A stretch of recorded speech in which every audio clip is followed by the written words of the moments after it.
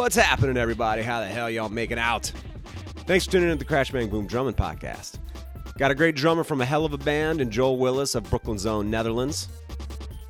Joel and I were able to sit down prior to Netherlands going out opening for the Mastodon and Dinosaur Jr. run that they'll be doing in September. Super psyched about that. Also have a new record coming out, Black Gaia, out this month. So be on the lookout for that. But Joel and I got into the Mastodon Dinosaur Jr. tour, of course. The Netherlands EP Hope Porn. Drum injuries and not canceling gigs. How he originally met the Netherlands and ultimately joined the band and relocated from North Carolina to New York. And, of course, the subsequent acclamation to a crazy place that is New York City. His first drum set, Jazz Contrarians, and developing the stamina to hit hard for 45 minutes of the Netherlands set. If you haven't seen it, it is definitely bomb-fucking-bastic. Plus the bizarre chance meeting that led to the Mastodon tour. Shout out to my sponsor, New Orleans Record Press. If your band or your project is looking at putting out vinyl for your release, go on over to NewOrleansRecordPress.com for the real-time quote generator, as well as packaging and mastering options, plus a quicker turnaround time to boot. So yeah, get up on some of that vinyl. NewOrleansRecordPress.com. Tell them Crash Bang Boom sent you. Check out Netherlands dates with Mastodon and Dinosaur Jr. All that info can be found in the description of the episode. They'll be out in September. And also be on the lookout for my 100th episode coming next Monday. Got a great guest that I am super psyched about. So be sure to tune in. Here we go. Joel Willis, Netherlands, Crash Bang Boom. Crowds go mad with joy. Give the drum a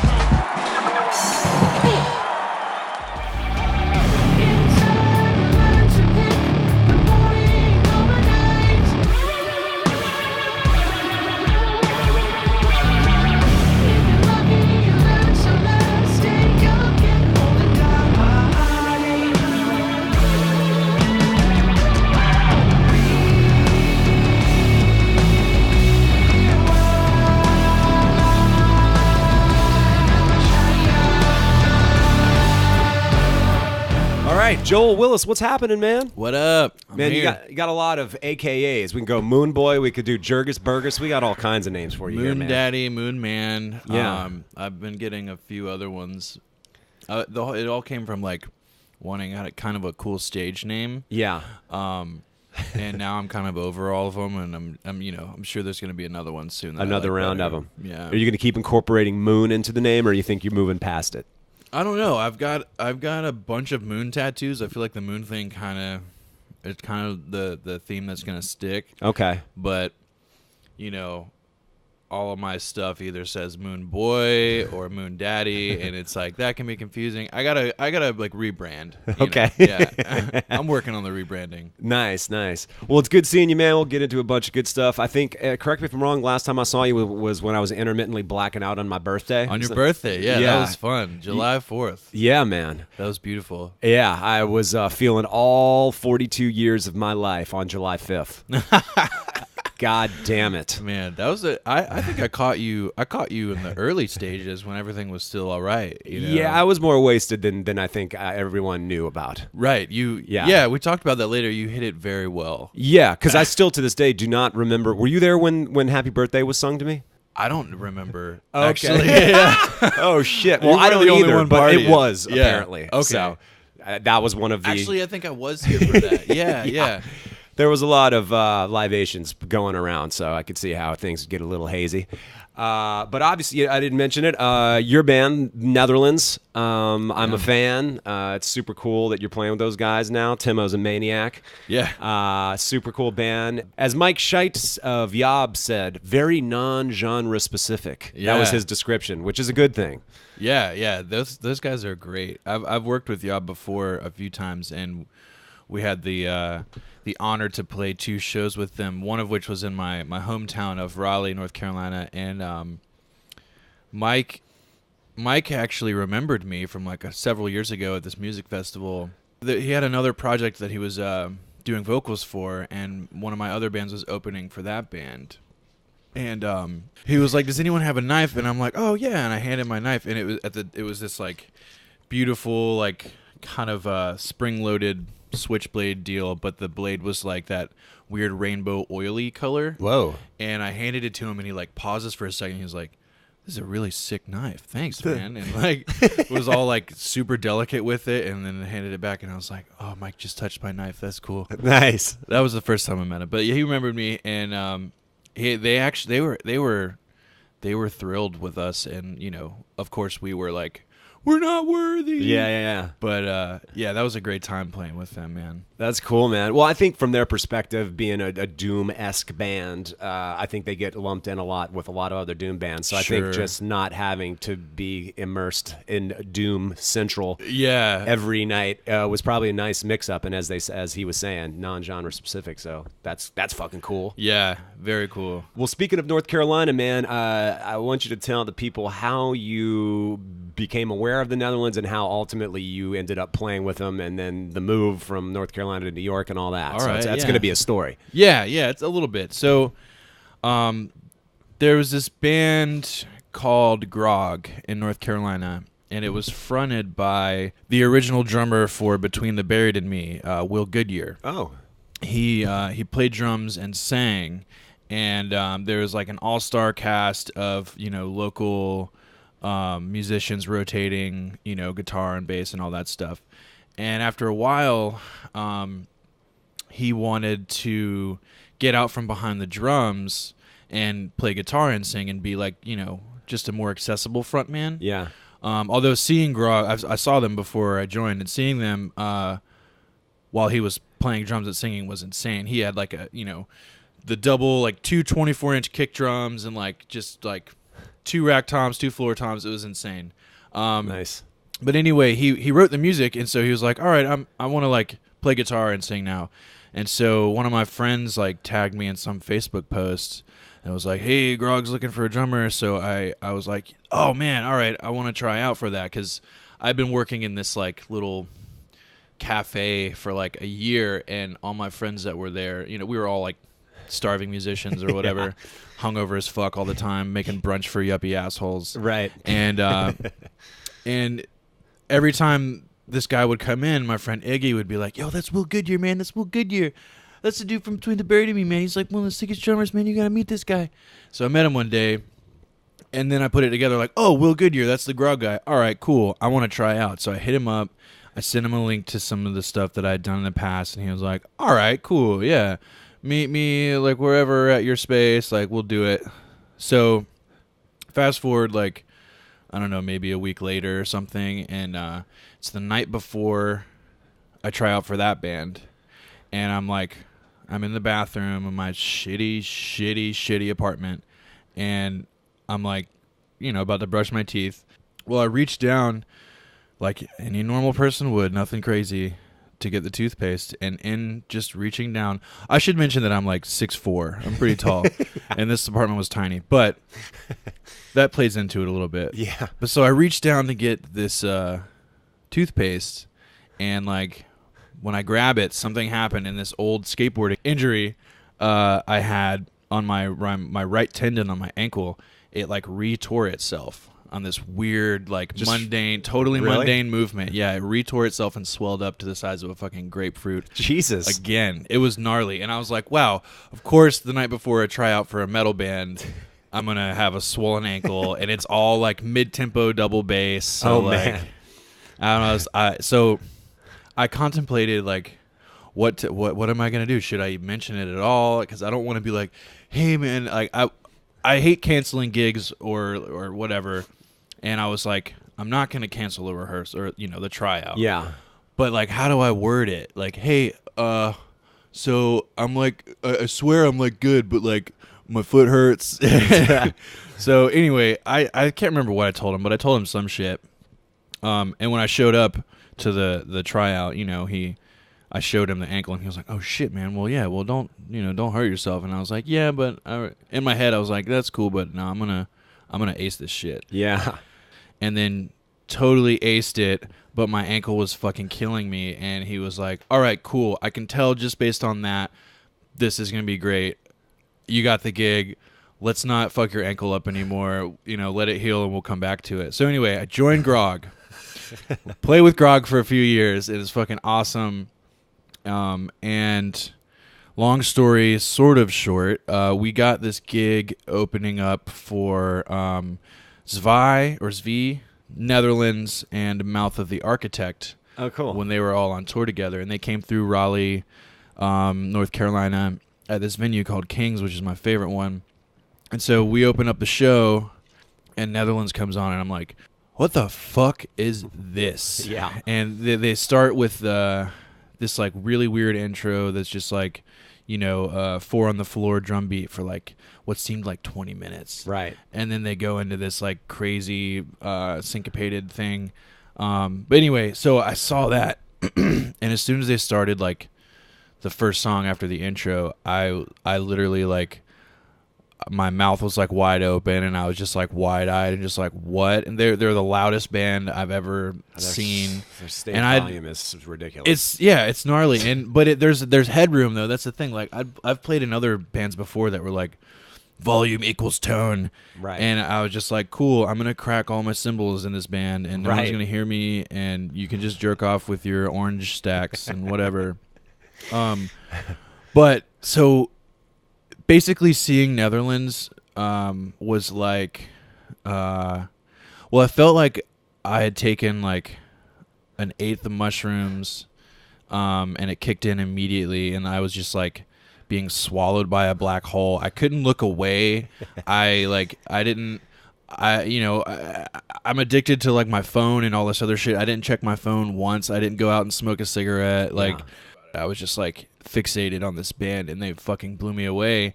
And after their set, they were direct support for Mouth of the Architect, and nothing against that band, but compared to Netherlands, I was just like, I have no interest in whoever's playing next. I don't even think I want to play music anymore. Like, this just like, I actually went for a walk around the block and like texted one of my bandmates when I was like, I need a little break.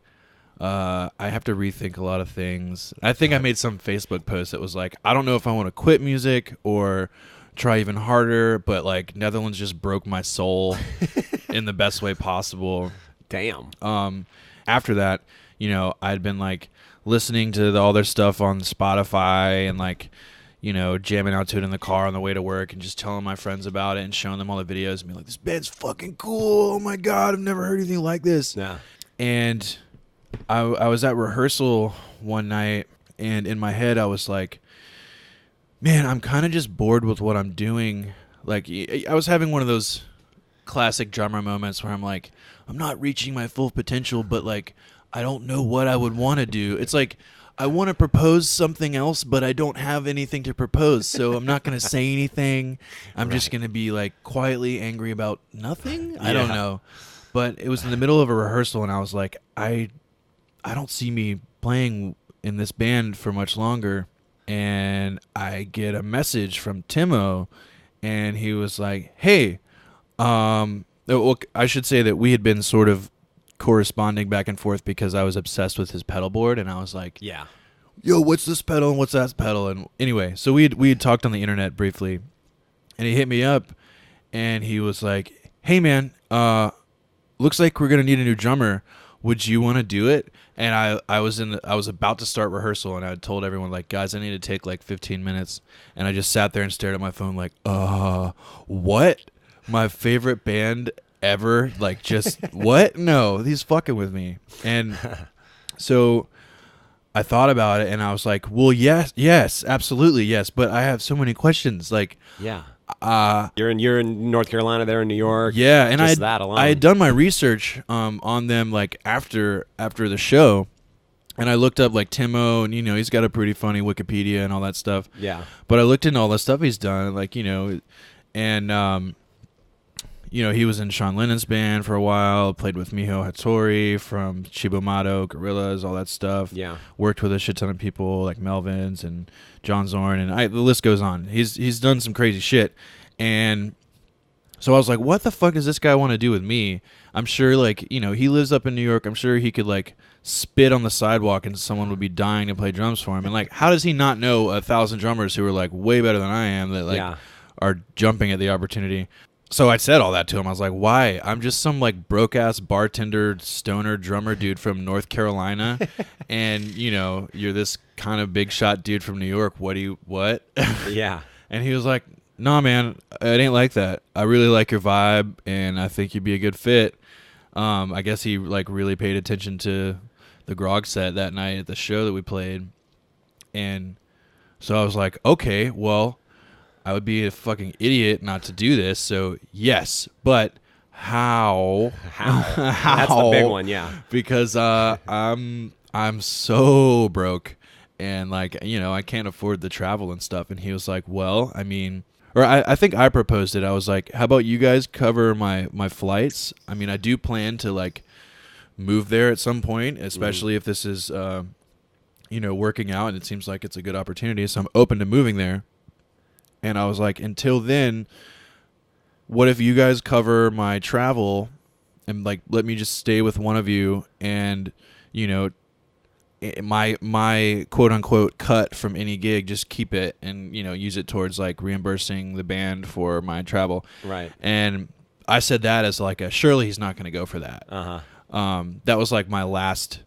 That was like my my last like. What is it? Self-deprecating, like wanting to say yes, but really looking for an excuse to like say no because I was too afraid of like, you know, going for it. Yeah, yeah. Uprooting yourself, and yeah, totally big deal. And I was scared of success, so I was like, all right, I'm just gonna be like, how about you pay for my flights and then whatever. Yeah. And they were like, yeah, sounds good. And I was like, oh shit, all right, all right, cool. And then it hit. And so I've been flying up here for almost 2 years. Really? And yeah. Damn. Yeah, and now I live here. Yeah. And it's fucking great. Yeah. How does, I mean, did you ever foresee yourself or have any plans or ideas that you would ever live in New York? Well, yeah, it's funny. So I was engaged. I'm no longer. And my partner at the time, she was also in a band, and she was always like, we got to get the fuck out of here. Let's move somewhere like New York. And I was like, yeah, babe, that sounds cool. But like, you know, I've done a lot of stuff here, and like the drumming community like knows me here, and I don't have any connections in New York. So for me, it would be like starting over completely, right? Which would suck because here, like, yeah, I've got a bartending job and I can get by. But like at least musically, I'm doing lots of big things in North Carolina. Yeah. But in New York, I would have a shitty job and like have to start all over. Yeah. Music wise. And so I was always like, just let me like get some stuff under my belt first, and then, you know. So we always had arguments, and then I joined Netherlands, and it was like, okay, yeah, now let's move to New York, and then, you know, then we broke up, and then I moved to New York. Shit. Even though before I didn't want to, and she did, and now I'm here. And anyway, damn. Yeah, that's some whatever. No big deal. It's just how life goes. But yeah, I'd see myself like moving somewhere, but I didn't want to do it until I had the right plugs, you know? Yeah. Because that makes all the difference. Well, now you're living in New York, so what is your impression of living in this crazy fucking city? I love it. I should have lived here my whole life. Yeah. So actually, my uncle moved to Queens when I was very young, and my mother and I would visit him and his wife, and my mom told me recently that she had an opportunity to move us both here when I was younger, and like stay in an extra room there for a little while. But she decided not to because she didn't want to like uproot me as a child because I had a bunch of friends and all this other stuff. Yeah. But I've been coming here like every year, every other year for a few times since I was like, you know, knee high to a duck or whatever they say, you know, little lad. Yeah. And so like living here now, and also, you know, I had the luxury of flying up here for gigs, so I got used to it before I moved here, and I love it. It's insane. It's brutal. It's hard, but it all pays off. Yeah. You know, and I mean everything's way more expensive, of course, but like you get way more opportunity, and you know, depending on what you're into, I suppose, but like. Yeah, like you can just run into random ass people and they're like, "Oh, that's the guitarist for, like, you know, my favorite band in the whole world. And he's just hanging out at a bar. Cool. Yeah. Everybody be cool. But yeah, I love it. I love it here. It was a shock for me, man, coming from the South, because I came up after Hurricane Katrina, and when I came up here, I was like, I'd been to New York before, and it always, I was like, I don't know that I could ever live here. But after a few months of just doing it and commuting and doing work and doing the whole thing, I was like, man, I've never seen so many people walk fast. Yeah. Oh my God. People walk so fucking slow in New Orleans, dude. Oh my God. North Carolina everything too, man. moves slow in New Orleans. Everyone's just taking their sweet ass time, man. Up here, there's really, you can do no wrong, unless, like, the one rule is, like, you can do whatever the fuck you want, just don't get in anyone's way, and they don't give a shit. Yeah. The second you're in someone's way, whether you're walking, you're in a car, you're gonna get yelled at or honked at, and that's the only time anyone cares that you exist, is the fact that you're inconveniencing them by being in their way. Right. And you know what? I can live with that. Yeah. You just walk fast and, you know, don't drive like an idiot. Yeah. Yeah. Fair enough.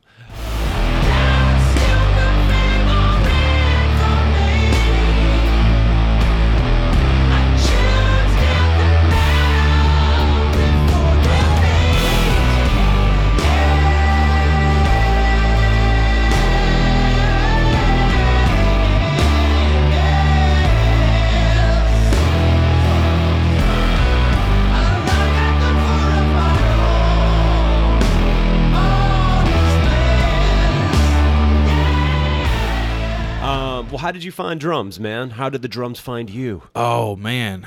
Classic, you know, beating on pots and pans as a kid. Yeah. I actually played, guitar was my first instrument. And my mom took me to go see one of her friends play in, like, this coffee shop.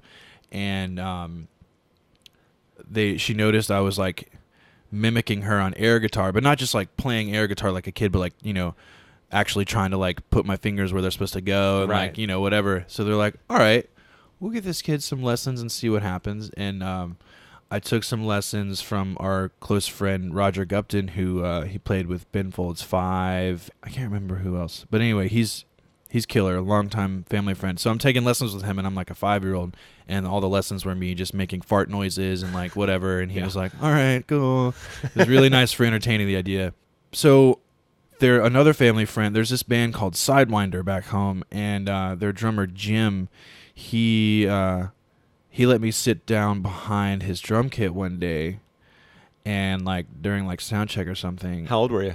Oh God, like 7 maybe, 6 or 7. Yeah. And I sat down behind his kit and just started hitting stuff, and I was like, oh, I want to do this. Like, I that's what my mom told me. That's exactly what I said. Like, I want to do this. Yeah. And then, you know, I went home and started, like, ruining all the pots and pans. I'd play on pillows. And for a long time, my parents were like, there's no fucking way we're getting this kid a drum set. That's too loud. But, you know, then once I got older, they were like, all right, you can only play it at certain times, but, like, you have to practice. You have to do your stuff. So I took some lessons. And then I just realized, along with later on, like, school and college and all that stuff too, I don't like a whole lot of structure. You know, I like to sort of do things on my own. It works faster for me and whatever. So I stopped really doing lessons, but I kept learning on my own. And, yeah, I've just been doing that ever since. And drums really just came easier to me than guitar. And so, like, you know, I figured out the way that I can express myself without having to, like, go through a bunch of different weird phases of trying different things. I did play trumpet for a while. I hated that. Okay. And yeah, it's always pretty much just been drums. And yeah, that's how I did it. Really? Yeah. How old were you when you got your first kit? I was probably 8. I got my first, like, kit. It's not really a kit, but it was like that first act. Like, you get a kick drum, a little tiny tom, like two toms, and, like, a cymbal sticking out of the middle of the drum. Yeah. Totally doesn't count, but I beat the shit out of those things well until when I was, like, 12 or 13. And then they were like, all right, we'll get you a kit and see how you do. So I got it.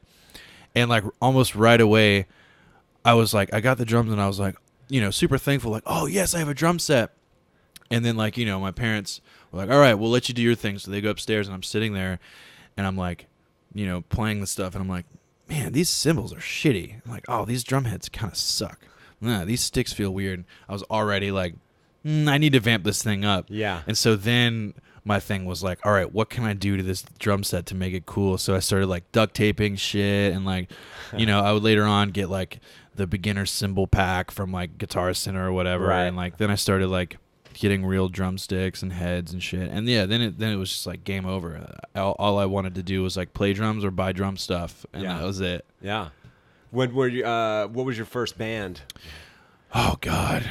I unearthed the demo tape of my first band recently. I was listening to it and just laughing at how god fucking awful it was.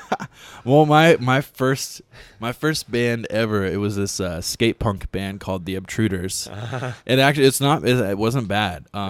We just played everything very fast. Yeah. And like we wrote songs about skateboarding and eating bagel bites and like very like friendly. It was like high school rebellion, but like we would occasionally maybe smoke a little bit of weed, but like that was it. Yeah. We would play Hey Mister for like a 40 and be like, oh, let's go have band practice now. Nice. And write songs, be like, we have beer, beer, like whatever. Yeah. But anyway, that was my first band. And I was in that band for a couple years, and we went from like skate punk to like hardcore because we were all around 13, 14, and we were like getting into like faster and heavier and harder music. So I went from playing like the classic like do that like to like do that like super fast shit. Mm-hmm. Then I got into like Slayer and all that stuff, and I was like, all right, I need to like get into some metal. Yeah. I want to do metal. And then I did. I don't know. I think I just played drums on my own for a while, and then I started a metal band with my best friend. And it was mainly just us playing in like a storage unit, just really fast and really sloppily. Right. And then I was like, then I really started to nerd out on drumming, and I was getting into like funk and soul and like all that shit. And I was like, whoa, like going from like Dave Lombardo to like, I don't know, Art Blakey or any of those guys or Ginger Baker. It's like, totally different stuff. Oh, but absolutely. I like gravitated towards it more, and I really nerded out. So then I was like, okay, you know what? I'm above playing punk and metal music right now. Yeah. And this is me. Like, I went through a phase of that 14 as well. or 15. Yeah. Yeah, I was like, fuck heavy music. And also it was like the cool shit had already happened in the early 90s. And then so that there was just the dregs of the late 90s and all of these regurgitated bullshit faux 90s bands. So, and all the meatheads that I hated in high school were all into that shit. So I was like, fuck that, fuck heavy music. Like I listened to jazz and funk. Yeah. I became like this snob Absolutely. about it. Yeah. And it took me getting into I guess for 20 years I didn't play any kind of heavy like metal of any kind, and I was always just like I'll listen to it, but it's probably something that I'll never play. Yeah. And then I moved to New York, and then like 7 or so years ago I found myself in one band doing it, and I was like, all right, I guess I'm going to be playing in a heavy band now. And then I've just been doing it ever since then, and now it's like the only thing that I'm doing. Yeah, right. That's pretty much same thing here. Like, I got really into that, and I was like, all those old punk and black metal bands, like that shit was cool, but like everything sounds horrible. They recorded it in a fucking trash can. Like you can't hear anything. Everyone's timing is awful. Right. No one can hold a note, and like the drummers, their timing's bad. I just can't listen to it. It's garbage. And then I'd listen to James Brown and be like, oh God, thank you. There's a pocket. Yeah. Oh, for sure. fucking pocket drummer. Yeah. And so I got really into that. And that led to one of my biggest mistakes in life was joining like a white boy funk reggae band. Oh, nice. And I don't really want to talk about it a whole lot, but I went through that phase. Okay. And learned some very valuable lessons and sort of evolved my playing. And then, I was like, all right, now I'm kind of over this. Like the day that I saw it, and I was like, oh, wow, no, we're just a bunch of white dudes like doing some really bad stuff. This isn't for me. Yeah. Then I got into the psych rock and like weird indie thing, which is, I still like all that stuff. But basically now I'm playing in Netherlands. It's really heavy, but it's really weird. Very awkward and definitely non-traditional sort of way of the the parts, the way they're orchestrated, etc., like the drum parts themselves and the way Yeah. that the timing of the songs, it's like herky jerky and a little out there. Yeah, well, the way Timo writes these drums, he's also a drummer, killer drummer. Yeah. And the way he writes these drum parts, oftentimes they sound like they're in some weird time signature, but really it's just 4/4. Yeah. And he writes these things to where, like, he wants you to sink into them and play them as hard as you can, but the way that they have to be played, like the body parts you have to use to hit the certain drums and the notes, Yeah. are arranged in such a way that you cannot relax into it at all. It's very herky jerky in that way. Yeah. So you have to figure out a way to be like to lock in a pocket with being uncomfortable while you're Right. playing it. Yeah. Which is weird, but Sure. but like, you know, right before this band, I was in a band called Bunnies. They're still a band. I think they're coming out with an EP soon. Those are some of my closest friends, but it was like total amp worship, like stoner sludge doom. You know, we would have like 10-minute songs, and Yeah. like I was basically just wailing on the drums pretty hard, but real slow. But in that band, I built up an endurance for having to hit so hard because the amps are really loud, which Right. really helped me in this band. For sure. Because when I tried out for the Netherlands gig, I was visiting a friend up here anyway, and I talked to Timo after he had asked me to be in the band. And I was like, okay, I'll be up there. How about we go hang out, and then I'll go to the studio, and, you know, I'll learn a song and we'll play it and see how we feel. Yeah.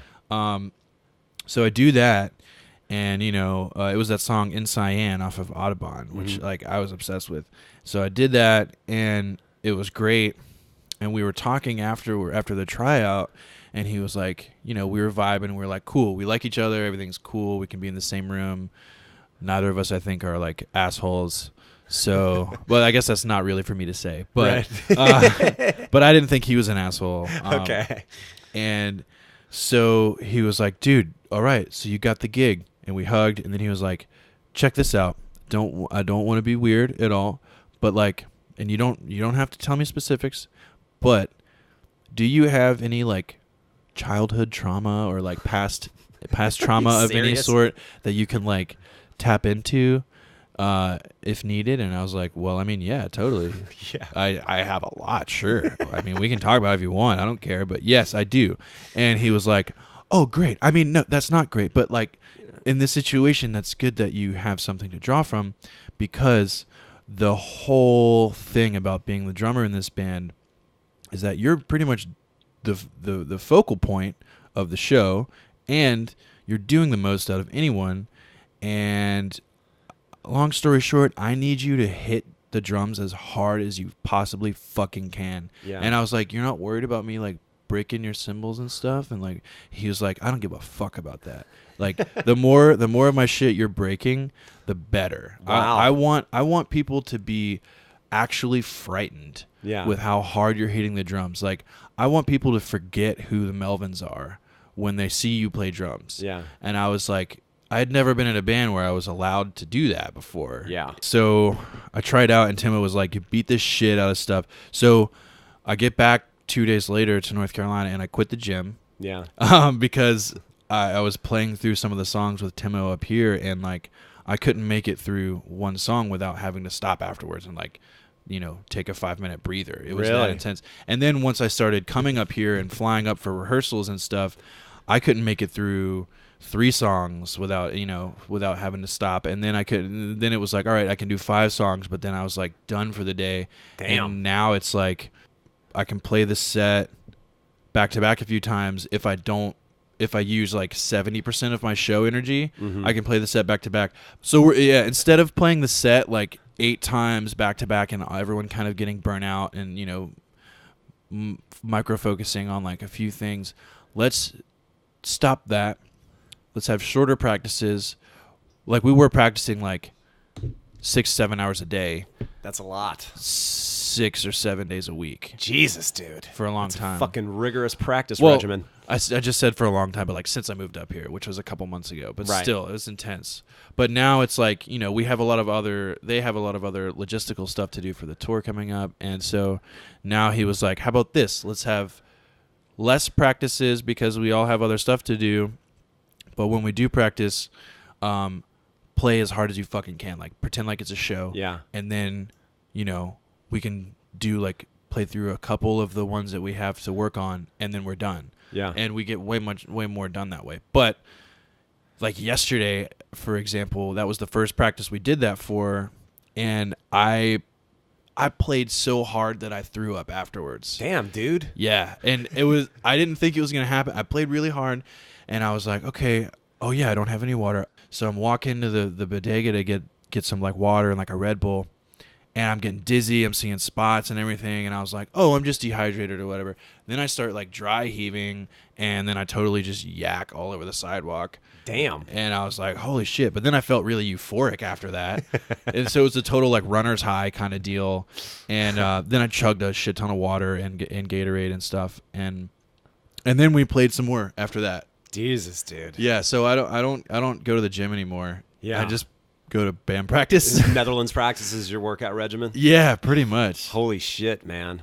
Well, tell me a little bit. You mentioned for this tour, the tour you're speaking about, pretty awesome. Congratulations, by the way, going out with Mastodon and Dinosaur Jr. Oh, thank you. Yeah. For what? Pretty much all of September, is it? Yeah, I think it's like the 1st through the 22nd. Awesome. Yeah, so most of September. That's It's killer. really cool. Got to be pretty psyched about that. Very, yeah. It happened kind of, sort of out of the blue. Like, so we're friends with Gojira, those guys, and I think Joe, we call him Joe Gira. Yeah, that's what. Yeah, that's what Elliot from Car Bomb calls him. Yeah, Gojira. Yeah, no, Joe Gira. Fuck, something like that. Yeah, it's hard to say.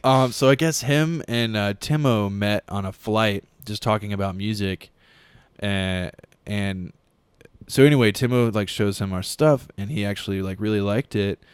And it's the total like New York or anywhere vibe where like musicians that are on like a higher tier, or even doesn't even matter what tier, other musicians will hear your stuff and be like, oh yeah, that's cool, we should do a thing, like we'll make it, we'll do something, and then nothing ever happens. Nothing ever happens, sure. And it's just how it goes. But Joe was fucking cool, and he really liked it.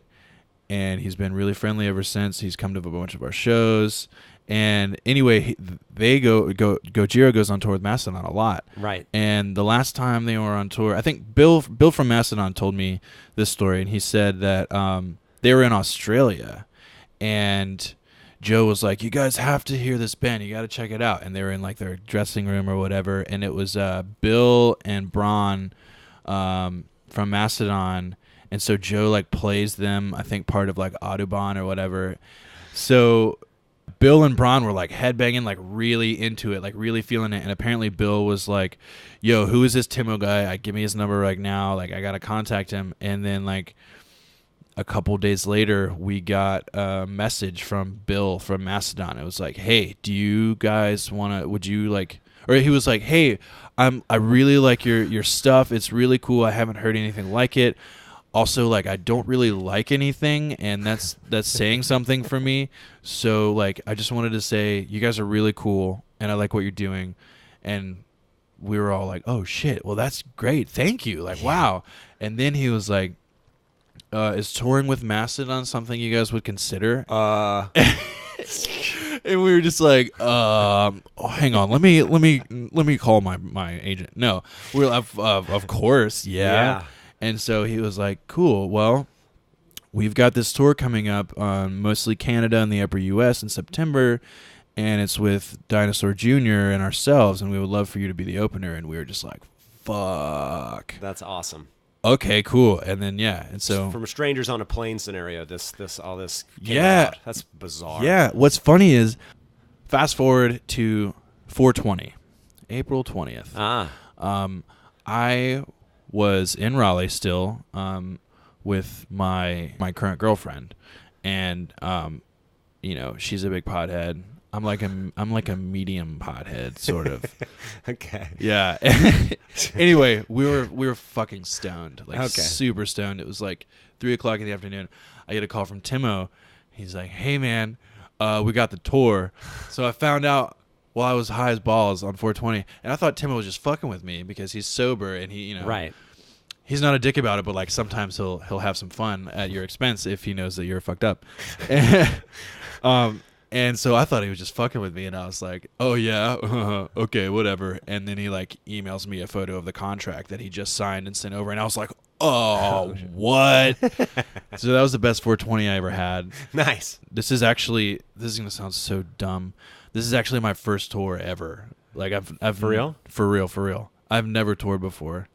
Unbelievable. Yeah, I've done like maybe 2 show runs on a weekend, Right. like a couple towns Nothing over. beyond like an extended weekend. Nothing beyond that at all. That's ever. amazing. Jesus, dude. Ever. Yeah. So I'm like, but I've worked for festivals and production companies, so I know what goes into it, and like I know what it means to like be on time, be pro, have your shit ready, like get in, Right. get out of the way, like whatever.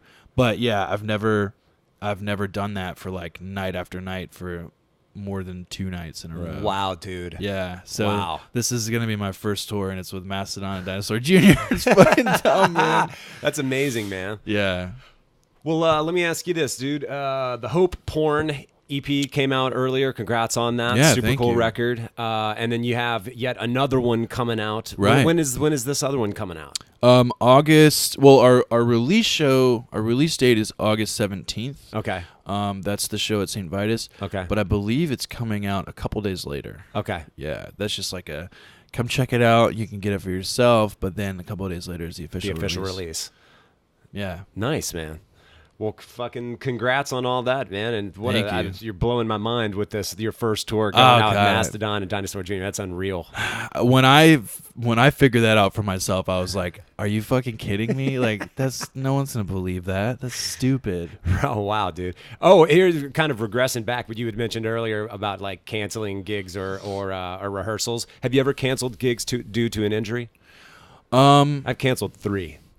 So far, no. Actually, before one of the last runs I did with Grog, we actually had a 2-show weekend run, and it was like it was a Friday and a Saturday. Thursday or Wednesday, I was packing up and moving out of one apartment, and then Thursday morning, I was moving into the new apartment. Well, on Wednesday night, I got up in the middle of the night, stubbed my toe so bad that I broke it. Oh, shit. Because there was a bunch of shit everywhere, and it was dark, and I was just going to the kitchen. I think I was just going to take a piss or something. Whatever. I stubbed my toe so bad that it broke. But I didn't think it was broken because it didn't turn purple. Yeah. But anyway, so then I had to wake up the next day and move all my stuff. Like my fiance at the time was like at work and she couldn't do it, and I was like, fuck it, I'm a big dude, I got this, whatever. And so I get a truck, I move it all by my fucking damn self, and I get it to the new place. And then I look at my toe and it's black and blue and like fucking, and I can't move it and it's swollen, and I was like, well, I mean, I don't have insurance, but I mean, I'm not going to pay like $300 for them to be like, yeah, it's broken, so we're just going to tape it to another one. Right. So I just taped it to another one myself. Another toe, that is. Pulled it off and taped it to your belt. Exactly. So I move apartments on a broken toe, and then I played 2 shows on it, and then afterwards I couldn't really walk right for like 2 weeks, and now to this day the toe still doesn't bend. Oh shit, dude. But I did not cancel a fucking show. Right. Or practice. Well, when I've canceled shows, it's been for the absolute dumbest reasons as well. You could see my asshole cat over here who is hell bent on trying to kill this our fish. Get down, Fred. Fred, come on. Get down. He's not going to listen either. Get down. Get down, bud. Get down. Come here. God There damn you go. fucking cat. He got out of one of my old apartments, and I jumped over a fence to grab him and landed awkwardly on my ankle and rolled it. Ooh. And it was my right foot, and I couldn't put a shoe on. I couldn't move it. No pressure, I could yeah. not have played a show. I couldn't. feel you, I had to man. cancel one of those. I canceled another one at one time because I got in a barroom brawl, broke my hand. Definitely wasn't going to be able to play that one. Yeah. And the most absurd one of them all, I was on a vacation in Puerto Rico and realized I was about to shit my pants. And I had a bathing suit on that was kind of tight, and I like ran into the bathroom and yanked it down, but it didn't go over my hips, and I hyperextended my thumb Oh my and God. I was like, dude, I couldn't hold a drumstick. Wow. Yeah, so and I was That's like, a good one. Yeah, I was like, now, granted, when I canceled the gig, I did not tell him that is what happened. Now course I could you obviously don't. we could look back and fucking laugh. I said I was pulling a kayak off the top of the Jeep in Puerto Rico. That's right. And hyperextended my thumb.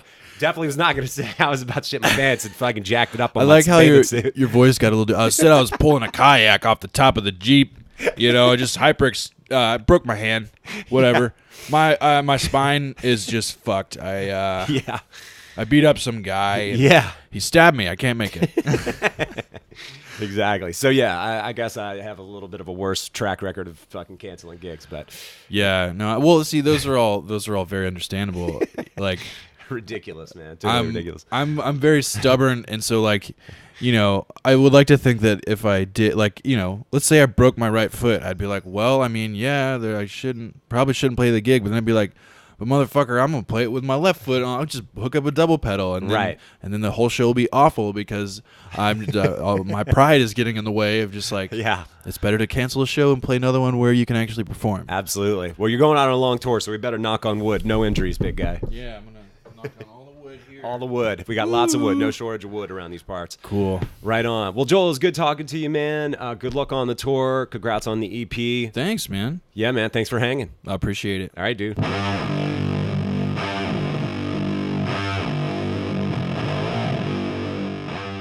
All right, thanks, Joel, for hanging, and definitely wish Netherlands the best of luck on this upcoming run and with the release of their new record, Black Gaia. Definitely a unique band and one hell of a live band at that, and just one of a kind. What can I say? I'm a fan. Check them out. We'll catch you on the next one. Crash, bang, boom.